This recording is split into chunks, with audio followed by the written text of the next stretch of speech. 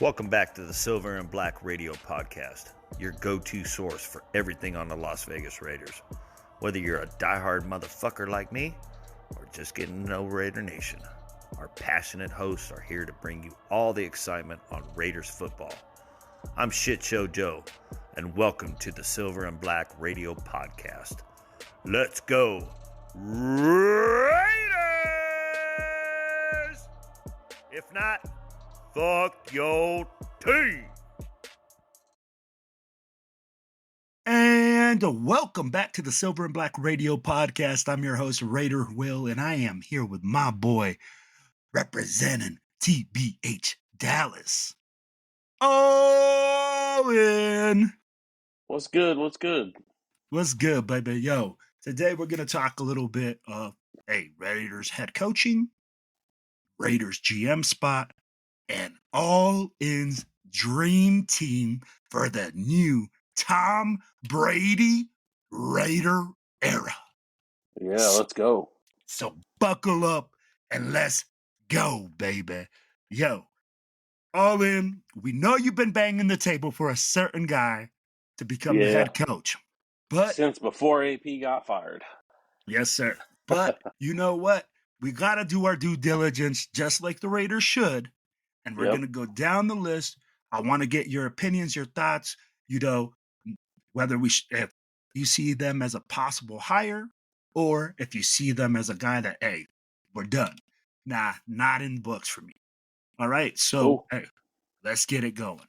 First coach, man, straight off the bat, I think we've already talked about, Vrabel's off the books. He already got hired by the Patriots. You weren't on the boat. So, another guy that the Raiders have already interviewed is your guy, BJ Ben Johnson. So, hire the man. Hire the man. Yo, okay, you say hire the man.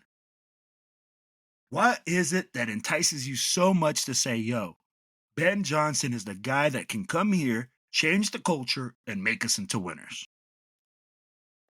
We've done the experience thing, right? You know, McDaniels had experience, Gruden, Del Rio.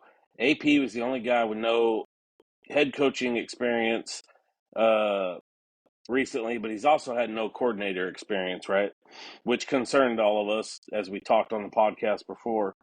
Ben Johnson, I think, is the next Sean McVay, Kyle Shanahan type coach, the young, innovative, offensive-minded coach. And I think that's what it takes, especially in our division, man. We need an offensive mind. We got 3 of the top 5 scoring defenses this year in our division alone. We got to, offensively, man, we got to be there. I think defensively this team is going to be fine. Offensive, I want that next young, offensive-minded coach that can be here for a decade or two. Absolutely, absolutely. Now, what do you see Ben Johnson's best abilities that is going to make it so, hey, you know what? He's going to get the max out of his players, et cetera, et cetera. What do you see there? I'll be like, again, I know he's young. I know he's innovative. We got McVay. But what is it that you say, hey, man, this is what I see, and this is why I see that he's the next McVay, the next Shanahan, the next guy like that? Well, man, it's everything. So he's coming from a good program, right? Or a good organization. He's seen how Detroit runs their program. Dan Campbell don't play, right? So he's had to have learned some stuff from Dan Campbell. He's been with the organization a long time, and he's gone through the ranks before he was the OC. Man, he just puts guys in position to win, right? They distribute the ball really, really well between Sonic and Knuckles, right? The two backs, Gibbs and Williams. Yeah. Or is it Williams or Williamson? The one that's hurt, I forget his name. They use the tight ends. They spread the ball through the receivers.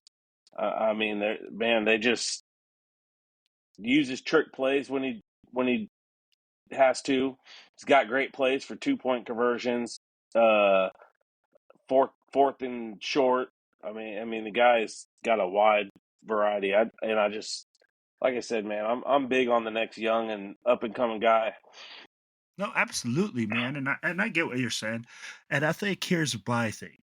I see his offensive creativity. I love the fact that you're right. He uses everybody on the field, and you have to defend all 11 guys. You have Yeah, to think outside the box. Now, my thing is this: he's had a really good quarterback for a really long time. Jared Goff was no slouch. He was already, gone through the trials and tribulations of being the Rams quarterback, which right. Stafford, then went over there and they did a one for one swap. I mean, like, hey, this isn't like one slouch to another. Now, Oh, Detroit got paid on that deal too. They turned that Matt Stafford deal into some dudes.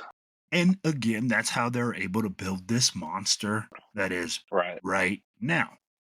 Now, with Ben, you see him, hey, he started out at BC, went to Boston College, and he was the offensive coordinator there. Then he goes to Miami.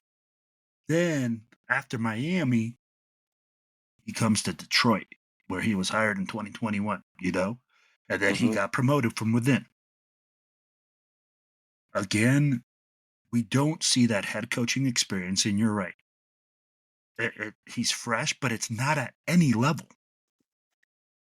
And when you're making those calls, is Raider Nation going to be able to be patient enough to re-go through this? And I'd be like, again, I don't know. Will he make the same mistakes as AP did and not improve through the whole season? Right. Or will he be a guy that comes in and you know what? He's locked down and he knows everything. I don't know.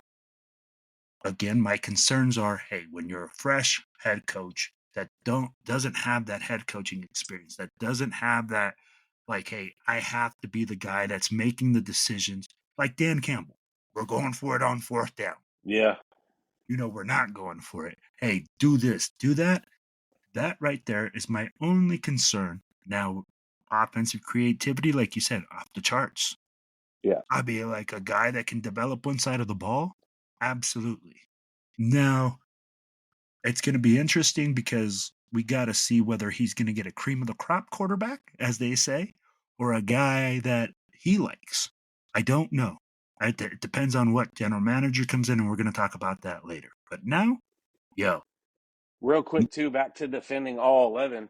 You got to defend the tackles too, because they've made some plays with the that's what I'm saying. tackles, That's why I said you got touchdowns, to 2 points. Yeah, you Yeah. got to defend all 11 because they go in and he's used unbalanced formations, Yep. where the eligible tackle comes in Yep. and everything like that. So I've seen a reverse Yeah. to a right Yeah. tackle. Yeah. Now all that stuff is fantastic But you when got to it's have the working. personnel. Yeah, and you got to have Exactly. the personnel.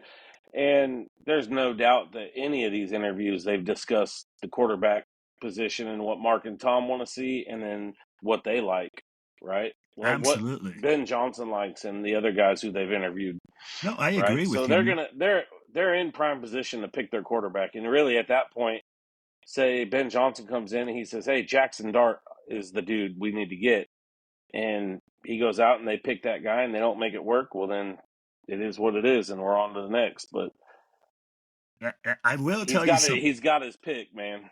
Hey, I will tell you something that you won't like. Hmm. When he was asked about his coaching philosophy, I will tell you one of the guys that he picked as his influence. Adam Who's that? Gase. God damn it. But that goes back to their Miami ties, right? Yeah. Hey, Adam no, Gase was a shithead coach, but he was an all right coordinator no, for a no, I while. got you. I just knew as soon as I That said guy, that name. fuck. Good God. That guy. Hey, and where is he now? Uh, no, absolutely, brother. Absolutely. But God damn that motherfucker. now, hey, now we're going to go on to coach number 2. Let's do it. It's going to be Aaron Glenn, defensive coordinator for the Detroit Lions. Tell me what you like. Tell me what you don't like. Tell me if you see him as the next Raiders head coach.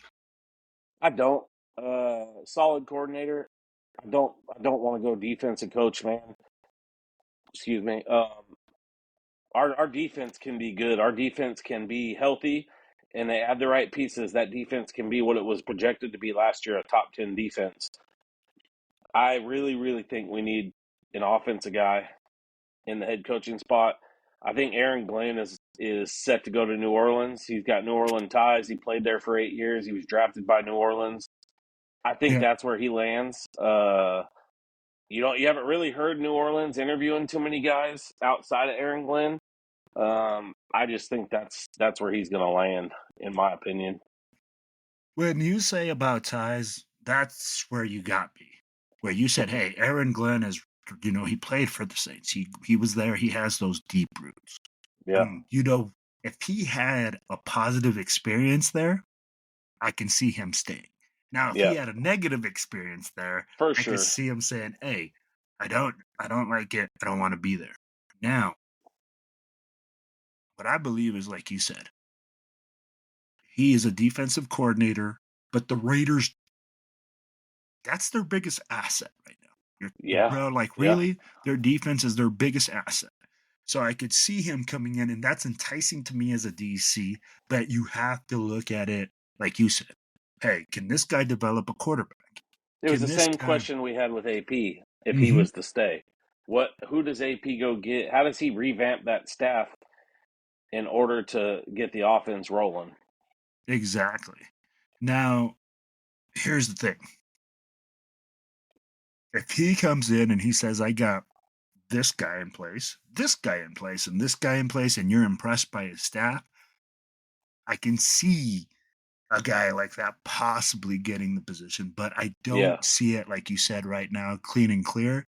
I don't see this guy coming in and being like, "Yo, I'm the defensive coordinator. I will make our defense better." yeah, And because all the questions are on the opposite side of the ball. So I can see what you're saying. Now, what I do like is, again, that this guy is creative and innovative on defense, and it yeah. doesn't matter how many injuries you got. Hell no, it doesn't, because I think they might have had more defensive injuries than we have. And he's still getting They those keep plugging guys guys in. to produce. Yep. So I could see that where you could be like, "Hey, man, this guy has proven to have all this other stuff, you know, and not only with all injury depleted defense, they still produce and they still play, or they still did it at a high level." At the Yep. end of the day, bro, hey, you got to give a man his due. Now, Yeah, for sure. here's another name we're gonna go through, man, and it's another defensive coordinator, Okay. the guy that has the Vikings defense playing out of their skulls, They are. Brian Flores. So hit me with it. Supposedly we interviewed him already. That's a no for me, man. And what kind of sealed the deal for me was Ryan Fitzpatrick's comments about him, about how when he first came in, man, the guy he was awesome. You could approach him, and then something turned and he became unapproachable. I mean, he told Tua daily that he was shit and he was garbage and didn't deserve to be in the league. And he just got bigger than life supposedly out there in Miami, and he definitely lost the locker room, man. I don't know. And again, like you said, he's a defensive coach. He could have the defense playing great, but I'm concerned about the offense in the locker room with that guy if he doesn't get who he wants to have as a quarterback, because he didn't want Tua. There's no secret there.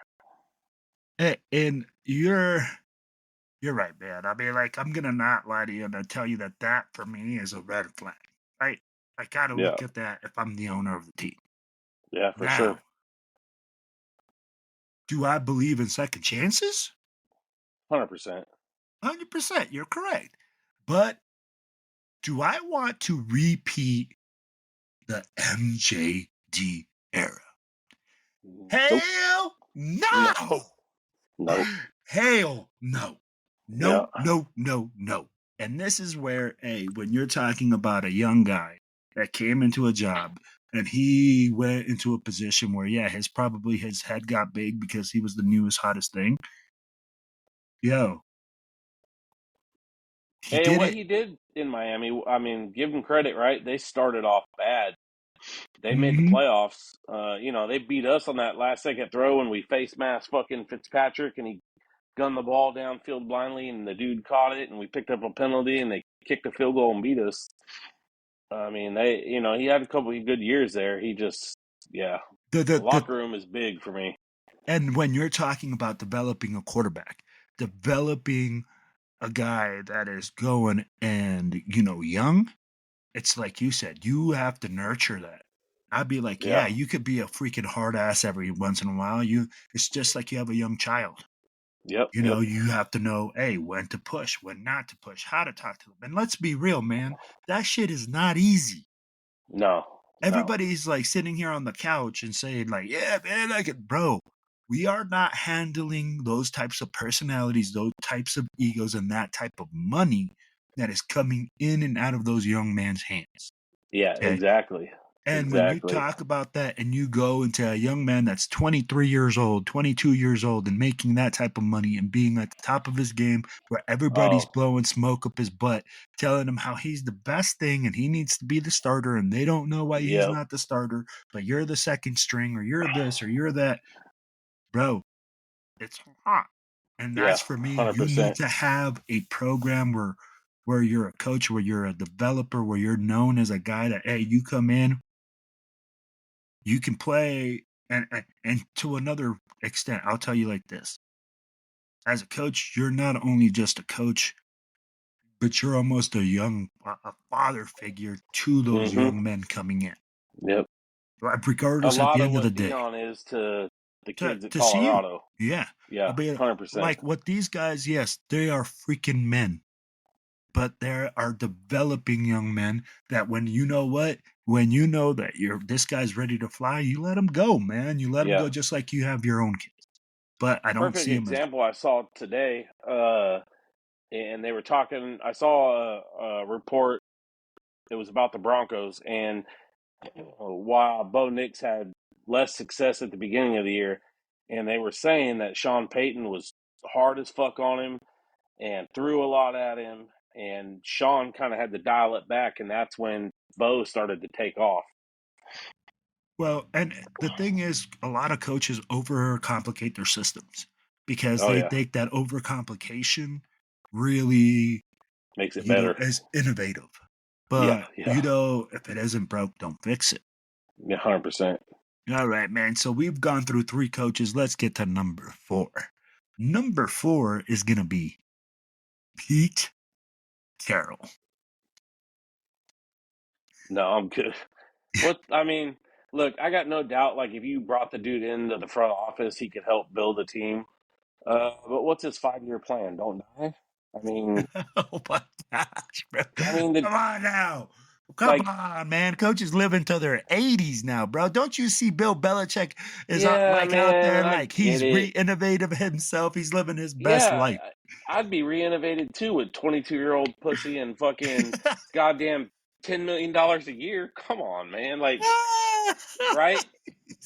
And all the money you could have to throw at people. Like, come on. Like, man, Pete Carroll's a great head coach and a legend, right? Don't take anything from him. One of 3 coaches to win a national championship and a Super Bowl. But, man, that's not the guy we need, I don't think. I really don't. I'm not going to take anything away from what he's done because the dude's earned it. He's a winner. And you know what? So in 5, say 2 to 5 years, 3 to 5 years, he decides he doesn't want to coach anymore. Here we are again. I can see what you're saying. My concern is also as well is that, yeah, you're right. He's on the older side. But I mean, like, other than that, I can't really go and say, like, yo, Pete Carroll, like, I don't have anything to hold against the man. No, he's earned everything positive about him. And they've drafted really well out there in Seattle. And he has good culture. He's a developer. He has a guy that has been a proven winner in college, like you said, at the pros. He's not afraid to move on from a guy, i.e. Russell Wilson. Yep. He's making the right moves at the right... Bro, tell me they didn't bank off not paying Russell Wilson $200 million. 100%. And he said, you know what, bro? You ain't worth that. Yeah, 100%. No, he definitely did. And like I said, man, I don't know. I really feel like this next hire needs to be a guy that is going to be here, that has the potential to be here Okay, 8 to 10 to 20 years. I mean, let me ask you I want to this. see a guy stick around. So if BJ decides to stay in Detroit, let's just say that's for then like would he seriously consider Carroll? You got a fifth option on there? Wait, we got options. We got more Well, options coming. I didn't want to jump to the next option. Yeah. So yeah, Okay, so if Ben Johnson's like, we didn't win the Super Bowl, and I just to really, consider him. But I'm I not saying you're number committed. two. Yeah, I mean, you have to consider him, right? Right. All His right, resume, you got to consider him because of his resume and what he's done. 100%. all right. So we've gone through, I think, 3 coaches now. We're gonna go up 4. 4 or 4. Yeah, I think that was 4. Yeah. That's right. Now we got Todd Munkin, offensive coordinator for the Ravens. Man, I don't know much about this guy. I'll be honest. He's done a great job as an OC in Baltimore. That's for sure. Let's see if he keeps that up. Is All this right. his first year in Baltimore? Let me fill you in on this guy. All right. He got his start at Grand Valley State under Tom Beck. This is 91. Okay. Oh, he's So, older, dude. yep. And then he was a defensive assistant with Brian Kelly. Okay. Then he went in 2007. He was hired as the Jacksonville Jaguars wide receiver coach. Then he went to Southern Miss in 2012 as their head coach and was replaced after an 0-12 season. Then he went 2016. He was hired by Tampa Bay as the offensive coordinator. After head coach Dirk Cutter was fired, Munkin was not retained on the new head coach staff with Bruce Arians. In 2019, Munkin was hired by the Cleveland Browns offensive coordinator, then Freddie Kitchens, was the head coach. I remember, yeah, he's the OC under Freddie Kitchens. Okay. Then he went to Georgia with Kirby Smart. Okay. Won a national title. Then he comes to Baltimore in 2023. And So he was there last year. Okay. Mm-hmm. So he's got 2 years there. Man, I don't know. Why hasn't he been a head coach before this? Right? He's been in the league. He's been around the league. He's been in coaching for a long time. What's been the holdup? Oh, and this is where I think everybody has their time, right? Everybody has, Right. and I think he was hot for a little bit, and then when he got that head coaching job at Southern Miss, he kind of screwed himself. When you Yeah. go 0-12 as a head coach, people really start going like, dude, like 100%. 0-12, you couldn't get one win. Yeah. Yeah. So that's where that concern falls, and I'm like, yo, He's down there with Brian Flores for me. I think there's better candidates. I I agree think he with you. might be a good offensive coordinator. And really, if I'm him at my age, I'm not leaving what I got in Baltimore, And especially if they go on to win it. And here's my question, man. I mean, like, where do you see this guy say on his resume that it's a quarterback developer? Yeah, I mean, exactly. like, Lamar Jackson is an absolute talent. King Henry's an absolute freaking beast. And John Harbaugh ain't no slouch as a coach. No, John Harbaugh's done all the right things by building and creating a system around. I mean, the system hasn't really changed much. The system is the system that they developed around Lamar, right? What you had to do with a quarterback like Lamar. Lamar, I don't believe, can just go play in any system out there. Absolutely. And that's where, like, when you got a guy like that, for me, like, you got to look at that and say, hey, man, I really don't. I love what he does. Don't get me wrong. Right. They run the ball heavy. They run the ball and they kick your ass. But Yep. just because you know what to call with the players you have doesn't mean that you're developing them. No, Especially when you 100%. have a big name like that behind So, and you. he was there last year, right? Yeah. And why did they get their ass whooped against Kansas City? Because they went away from what they did. They threw the ball 40 times or whatever it was a game, and they didn't run the ball. That's on the offensive play caller, changing up what you've done to get you to that point. To a certain extent, we've always said Yeah. this too. The head coach has a big say in what you do. And if Yeah. you say run the fucking football, run the football. Yeah. Now, 100%. you know what? And I believe that has covered all our head coach, right? All our head coach guys? We're missing a name. Oh, Liam Cohen. Liam Cohen at a Tampa Bay offensive coordinator. Now, hey, hit me with your thoughts on this young man. My opinion, he's right there. We got 1A Ben Johnson, 1B Liam Cohen, I think. Both young, Um, both no Yep. head coaching experience. He's done a great job with plugging guys in out there in Tampa Bay, and the offense has just kept rolling. And he's done it with a Baker Mayfield, who we've all said many times is, and don't fucking, I'm not saying he's sticking around, but with a Gardner Minshew type quarterback, right? Baker, Gardner, and there was one other guy we threw into that deal. But anyways, they're very similar quarterbacks, right? They're gunslingers. They're going to take their chances, probably turn the ball over at least once a game. But you can't deny what he's done out there. And the other guy that has zero traction, and maybe just he's not interested in being a head coach this year, is Joe Brady out there in Buffalo. You're right. I mean, like, hey, maybe he has no traction. Maybe he does have some. Maybe he's just not letting it be known. I don't know. I'd be like, again, maybe it's because, hey, you have Josh Allen and you have that big Bills defense. I'd be like, bro, Bills defense is filthy.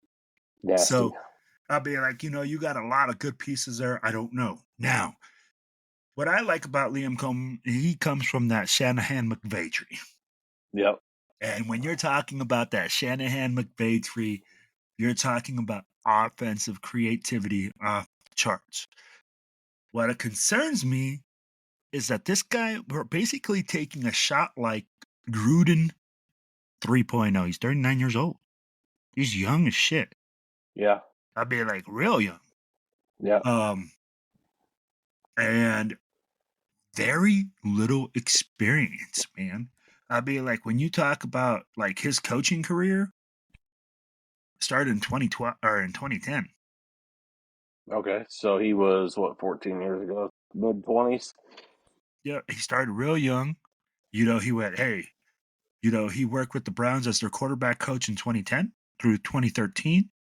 So that's his spot. Quarterback is his spot. He has been working with Baker Mayfield. So Baker Mayfield has gotten better. Mm-hmm. Then he went to go be the passing game coordinator and quarterbacks coach at his alma mater, which was UMass. Okay. Then he did that, and he was hired by Maine as their offensive coordinator in 2016. He incorporated schemes that he learned from Mark Whipple at UMass.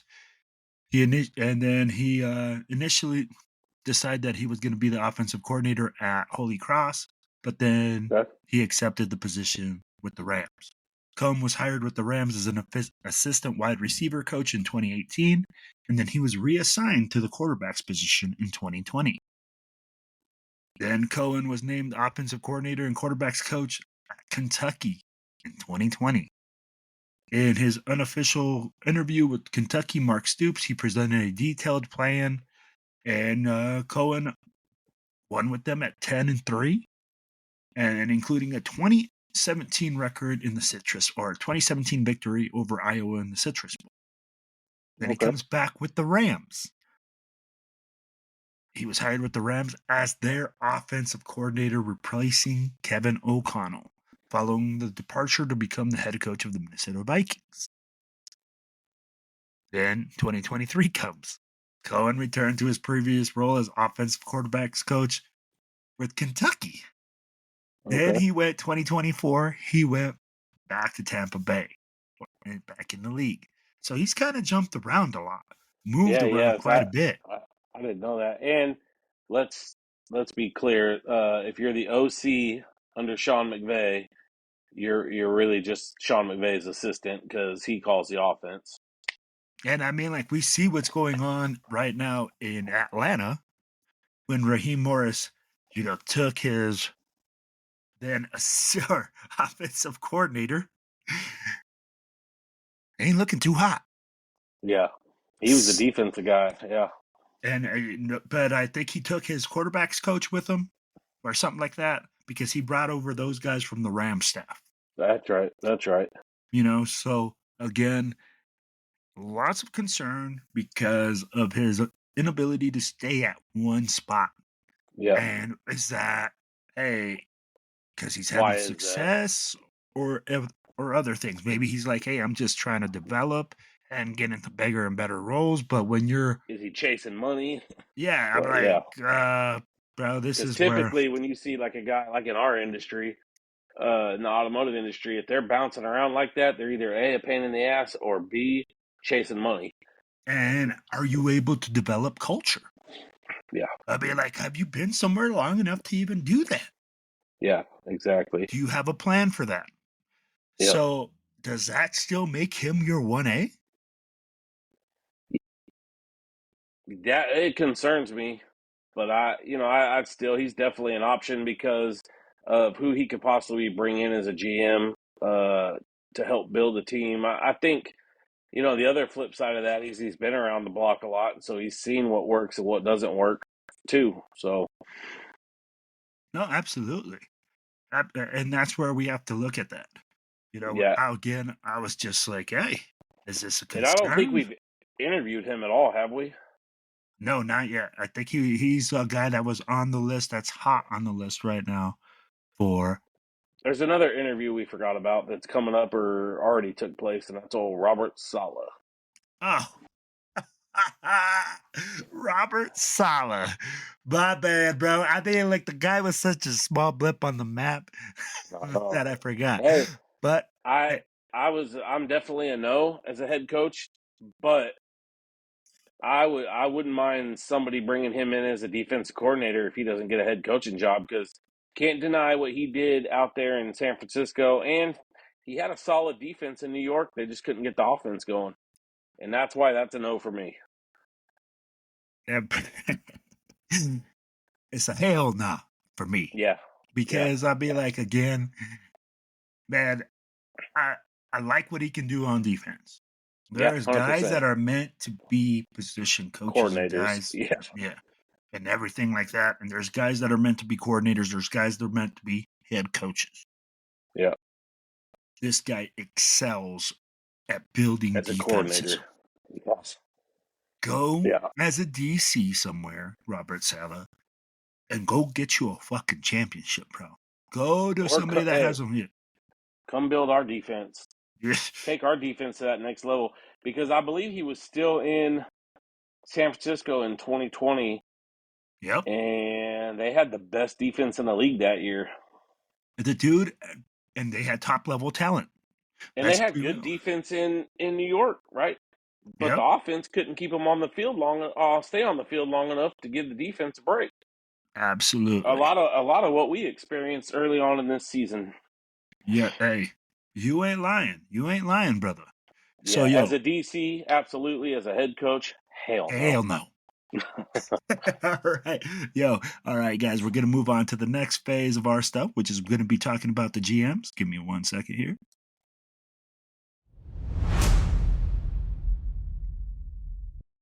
All right, guys, now we're entering second phase here, talking a little bit about the GMs. Everybody seems to be talking a lot about the head coaches and everything like that, but let's be real. You need a 1-2 punch, like I was telling you earlier. Man, you need that MJ and Scottie Pippen. You need that on front the same office. page. Yeah, that front office guy that's like, I got you, baby. You need this? I'm going to move mountains. I'm going to make it happen. I'm going to bring guys in that are going to be talented, that can fit in your system, and that can excel. That is the role of the GM. And you said something that was key. There are guys that are meant to be coaches, head coaches, coordinators, whatever. There's also guys that are meant to be GMs. 100%. You said, hey, man, we got to look at the success that guys that are rookie GMs have had. We also got to look at guys that have experience, that know how to build. And I think when we talk about the GMs, we have a good mixture of that. Now, it's really interesting just because of the fact of the names that are coming up. Now, how about throw some real names? Quick, I don't think Telesco was fired for a lack of being able to build a team, because I think he can. I think he probably could have used our cap space a little bit more in free agency and added some more pieces. But Telesco can build a team, in my opinion. He proved that in LA, and he had a great draft this year with our first 3 picks being starters. I believe Telesco cannot hire a head coach. He proved that in fucking LA. And I think maybe it was a little bit of they definitely want to bring in a duo, but I also think that maybe there was a little bit of beef there with Telesco not being able to be a part of this head coach search, because I fully 100% believe if he was still the GM, he's got zero say in this head coaching decision. I really believe, like you said, when you look at it, Telesco did a hell of a job for us this year. I don't care what nobody says. Your draft was excellent. Best draft we've had in years. Yeah, I didn't understand, but I also do understand that he had some misses. $12 million for Josh Jacobs? We should have fucking paid the man. Yeah. Why isn't Spillane re-signed already? Why isn't, this man? So that's a whole nother episode, but but we talked Tom. So now you brought up Tom. So that's what I'm saying. Yeah. Tom, you did a good job in the draft, but you fucked shit up when you were supposed to sign guys and you didn't. Why was Spillane not immediately during the season being like, yo, you know what, dude? You're balling out. We're going to pay you. Yeah. We're terrible, but we're going to take care of our guys. You're continuing to do what you did since you've been here. Okay. His inability, not because it wasn't, but to find a guy in free agency with $100 million. Yes, you do sign the big name guy, but after that, we didn't do shit. You didn't bring anybody in. You could, and all Jacobs wanted was one more year. That's it. It wasn't the money. It was the terms, the length. That's all he wanted. And when you look at the running game this year, atrocious. Yeah, and look what the top 3 running backs, 2 are who playing right now in Jacobs and Barkley and Derrick Henry, who got paid less than both those guys, have done for their new teams this year, and look what their teams that they left have done. This year, the running back position has brought back value. Okay? Yeah. And this year, it Thanks has to those shown, 3 guys. And we screwed the pooch because we had one of the 3. Yep. So that's what I think cost Tom Telesco. I think his inability to use that free agency money to keep key guys, because if you're going to build a team, you got to pay the right guys. Yep. You can't just pay any pendejo that comes off the street. And for you guys, that means idiot that comes off the street. Okay. Hey, and I did read something too that that AP was all set to move up in the draft for a quarterback, and Telesco ixnayed that deal. If he did that, then that's you that deserve was to the be nail canned. in the coffin. Yeah. Okay. And don't get me wrong, Brock Bowers is great. But that's the nail in the coffin at the end of the day. Like you said, the valuation of the position. If there was a trade already in place and everything was already done, that's why Tommy's not here. Yeah, you should have made that deal, because you're not going to win without a quarterback. But as they say, farewell, Tom Telesco. We wish you nothing but the best. We appreciate everything you did, and we think you did a hell of a job when you came to drafting, but you screwed the pooch when it came to signing guys and paying people. So, we're going to move on to our first person here. And here is a name that has been in the league for 20 years, Scott Pioli.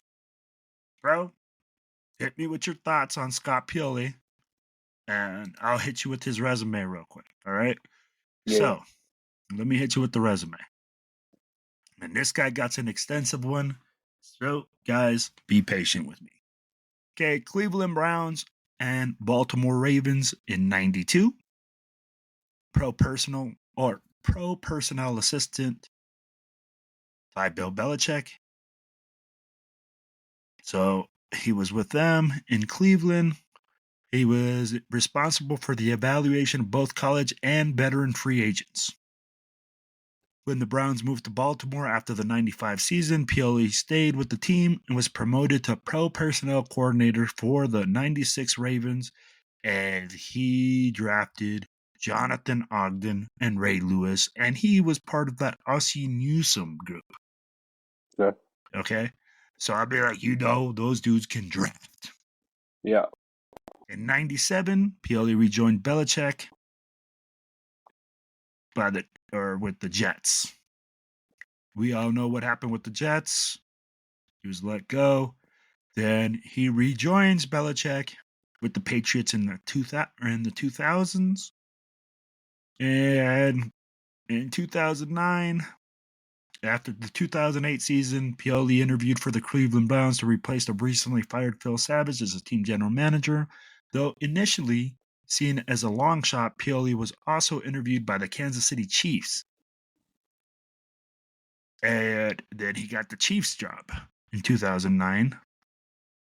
And he brought Herman Edwards. Then he hired Charlie Weiss in 2010. In 2011, the Chiefs are 7-9. And let's see here. Then he's still with the Chiefs in 2012. And that was his last year. They went 2-14. He hired Todd Haley. So his coaching hires are Terrible. bad. Then he hires Cromell, and he is released by them. And then in 2014,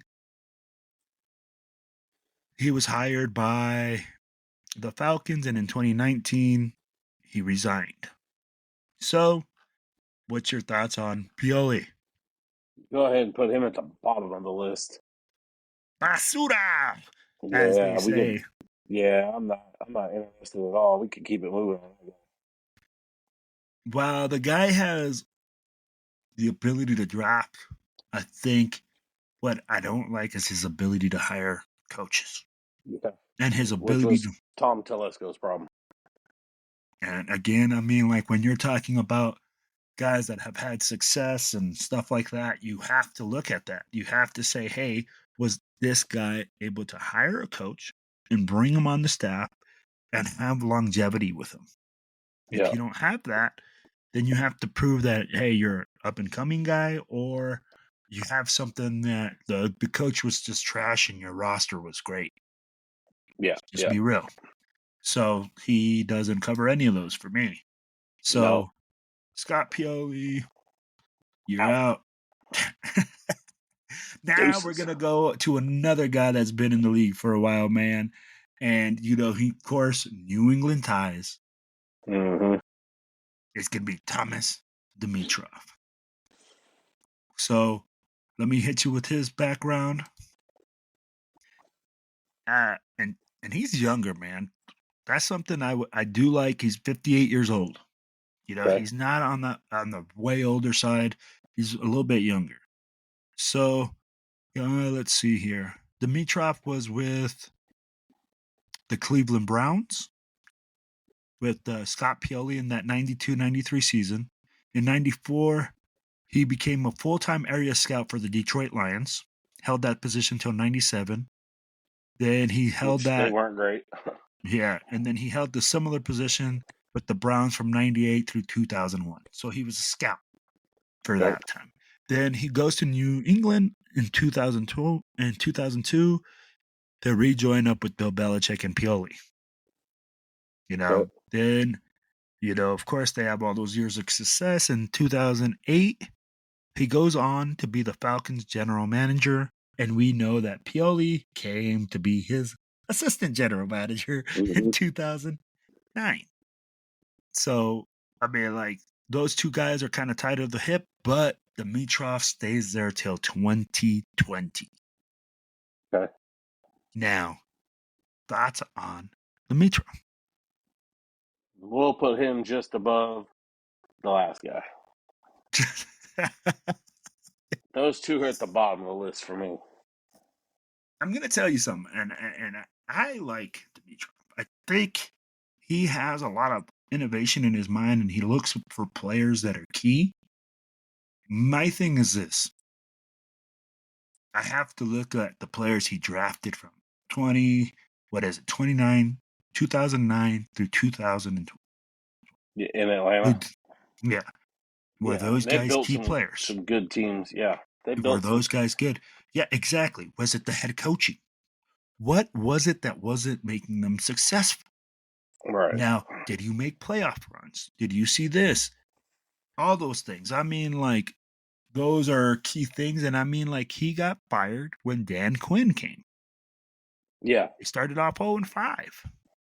And he's been out of the league now for 2 years, 3 years. In 2000 or ever since then, he's been out. So that's that for another me, no for me. That kind of like turns me off, because that means, do you still have the connections to these players, or has he been a guy that's just like, yo, still in tune to the game, because he did start a football analytics company. Okay. So I'd be like, is he keeping track of these college players? Is he watching on? If he's still on that tip, he might be all right. He might be all right. Yeah. But again, concern. Now, the next guy, and hey, it's a retread, and we know we don't like retreads, but nope, I'm over retreads, but I know where you're going with this one. Dave Ziegler. I don't think Dave should have ever been fired. I think Dave got overrode by Josh McDaniels. I thought Dave should have had a chance to stick around and work with AP and prove and see what he could do. That being said, man, the Brady ties make sense. But man, no, I don't. I'm not going to say no 100%, but I also don't know that. Yeah, I just don't know, man. For me, if you're bringing him back, bro, you're going to have to grease some wheels. Mm-hmm. You might have to kiss some booty. Yeah. Hold on, Tom's doing all the kissing right now. Yeah, so I mean, like, but at the same time, I mean, like, he did draft well. He did the right things. We just we would have had C.J. Stroud if it wasn't for McDaniels. Yeah, exactly. Now, so is this going to be a situation where the GM hires the player or finds the players, or the head coach? That's going to be the question there. If he goes and if he comes back and they say, hey, the head coach is going to have all the power, I don't see Dave Ziegler coming back. No, I don't see Dave coming back either. I just don't. I think he, I'd say it's not 100% no, but I don't see him coming back. No, absolutely. Now, here's another name I'm going to give you. Champ Kelly. Yeah, man. I thought he deserved the chance last year. I thought he should have been named the guy. I understand why Mark didn't name him the guy. He's still within the organization. Yeah, I'd be okay with it. I just don't know that I love it, and I don't know Yeah, I just don't know, man. I'd be okay with it, but I don't know. It's all going to depend on the head coach, and it sounds like that's who we're hiring first. For me, as much as I can say, dude, this guy has been patient.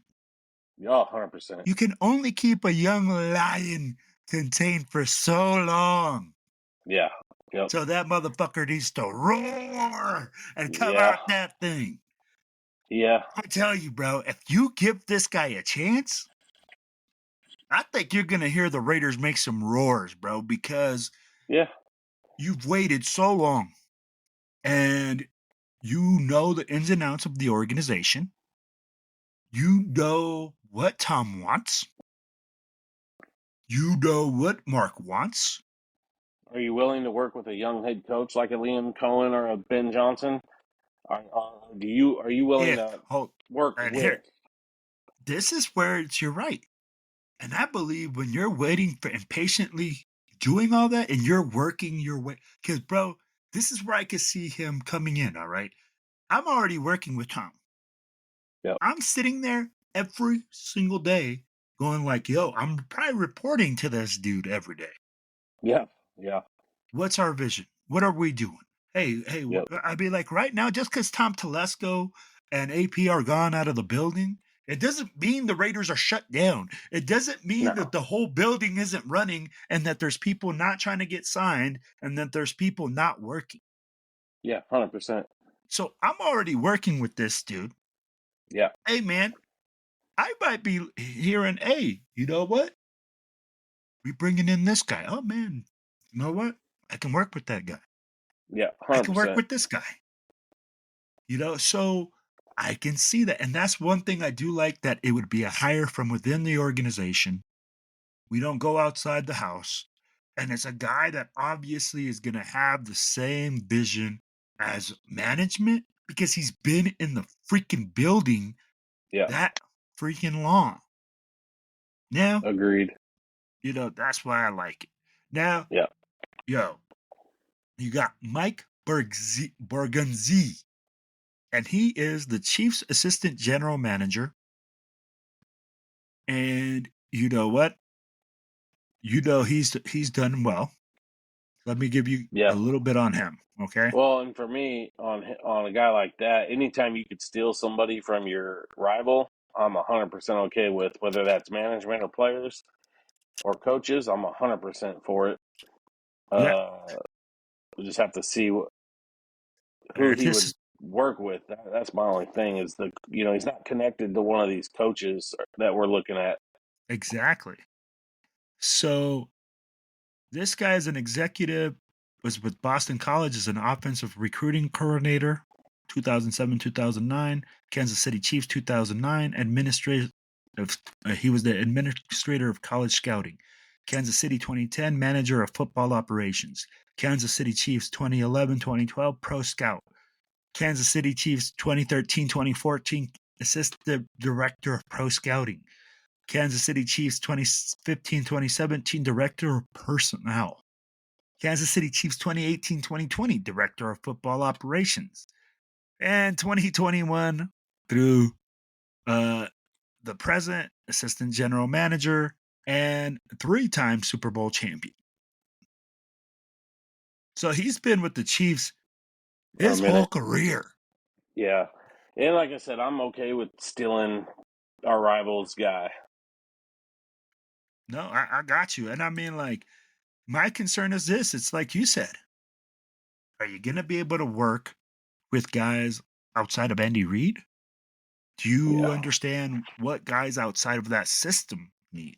Are you Yep. able to adapt to organizational needs? Exactly. I mean, like, all those little things. But I mean, like, when you're looking at a young upcoming GM, I mean, like, dude, this guy's going to be young. Yeah. He Yeah. like, look at it. I think he is, hold on here. I'm gonna give you his age. Just give me his age. Yeah, it didn't give me his age. But I'd No. be like, nope. And he's been in the league, bro, only since 2009. Okay, so he's young. Yeah. So he's real young. That's why I'm like, that sounds interesting to me. And like you said, if you feel like this guy is a good shot caller and a guy that's been integral to that system, And you could yep, steal him from your rival, take him. yep. And the last name, bro. 100%. Well, no, because we got a dark horse as well. I got Ed Dobbs here, who's, hey, this guy has been a name on the Raiders. Couple years. Mark Bro, really, really likes him. I think this guy's interviewed more with Mark. I bet you he comes in and probably has just free drinks and food by now. He's like, Yeah. what's up, Mark? Like, what are you doing? He's got a Hey, key card. nice yearly visit. Yeah. Yeah. Nice Yeah. yearly visit to Las Vegas. You know, I Yep. come down here quite often. So I think tell me. he's up there on the list. For a guy like that, though, he's like the KC guy. He's not connected to any coach. You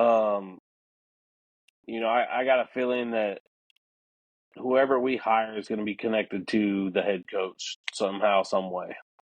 So you don't feel like they're gonna have a guy that is not connected with the other? I don't.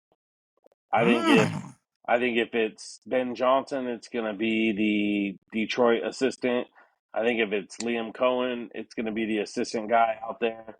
Hell, in Tampa, I'd even be okay with Bruce Arians coming in. Dude, I could see that, but I'm gonna tell you, Ed Dobbs ain't no slouch. 100%. And if you bring this guy, I think any head coach really has to be like, yo, like, he's a dude. Yeah. And I like that he's a fucking Raider, bro. Yeah. I mean, like, he began his career with the silver and black in 2003. Yeah. Through 2006, he was an intern for us. So he's, bro, he's not on the older side. He's on the younger side. Bro, 2017 with the scout with the Seahawks. 2008 to 2013, area scout with the Seahawks. 2014, national scout. 2015, 2016, senior executive president with the Seahawks. 2017, he goes with the Colts. He's vice president of player personnel, and now he's the assistant manager from 2018 and on. Yeah. He's a solid candidate. But here's my concern, for me, bro. But here's my concern.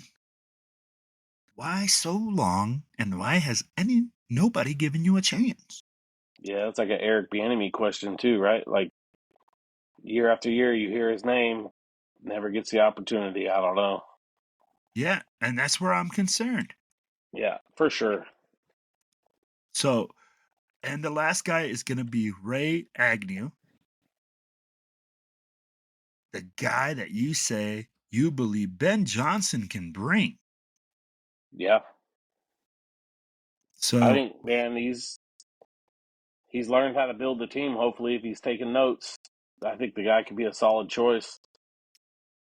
All right. So, hey, let's get to the last part and give me your dream team for Raiders management. I'm going Ben Johnson and Agnew, man. I want Ben Johnson, and I think he's going to bring a guy with him. And I think that's why a big reason why they fired Telesco is to entice Johnson with bringing his guy. That's my dream scenario. All right. Yo, you guys heard it here. You got All In's dream team bringing in Ray Agnew and BJ, Ben Johnson, offensive coordinator for the Detroit Lions. What I want you guys to do is hit like, share, subscribe, comment on this. Let us know what you think. Let us know if you think All In is right or whether he's wrong, man. So, yo, until next time, it's all about one team. It's all about one family. It's all about the Raiders.